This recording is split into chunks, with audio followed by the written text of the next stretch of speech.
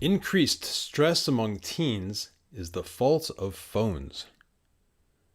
High school biology teacher Kelly Chavez knew smartphones were a problem in her class, but not even the students realized how much of a problem the devices were until Chavez did an in-class experiment. For one class period, students used a whiteboard to count every Snapchat, Instagram, text, call, or other notification that appeared on their phones. Chavez told students to not respond to these notifications. Teachers around the country have done similar experiments, usually recording dozens of markings on the whiteboard. Chavez, who teaches at Rock Hill Schools in South Carolina, was shocked by the results of her experiment.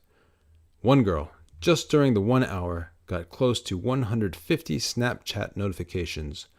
150, she said.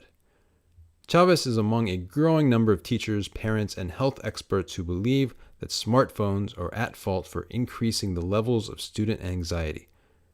The use of electronic devices is so widespread that the National Education Association newsletter said it was a mental health tsunami. Tests after school activities and problems at home can increase stress for students.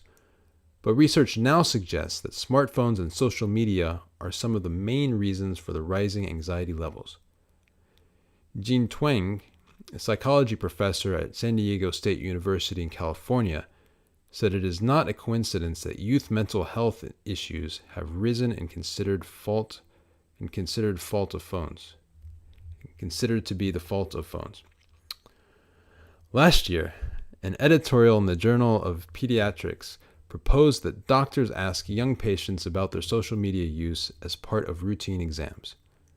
3 researchers wrote that too much social media use might contribute to the development of mental health disturbance in at-risk teenagers, such as feelings of isolation, depression symptoms, and anxiety.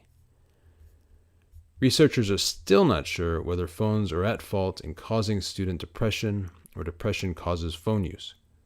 Yet, 70% of teens see anxiety and depression as major problems among their peers, according to a recent report.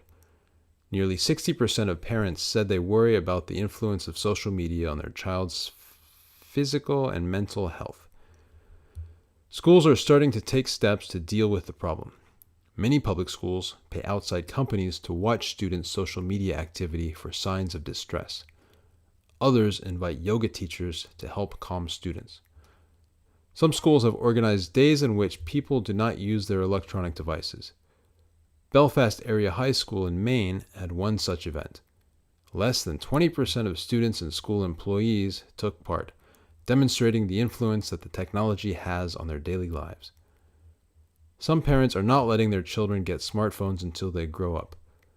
Western New York yoga teacher Erin Smith says her 12-year-old daughter, Ava, won't get a phone until she is 16 years old. Deidre Birmingham of Montclair, New Jersey, signed onto a campaign called Wait Until 8th because she didn't think her video game loving 10-year-old son was ready for a smartphone. The campaign joins groups of parents who have children in the same class. These parents agree to not let their children get phones until they are teenagers or in the 8th grade.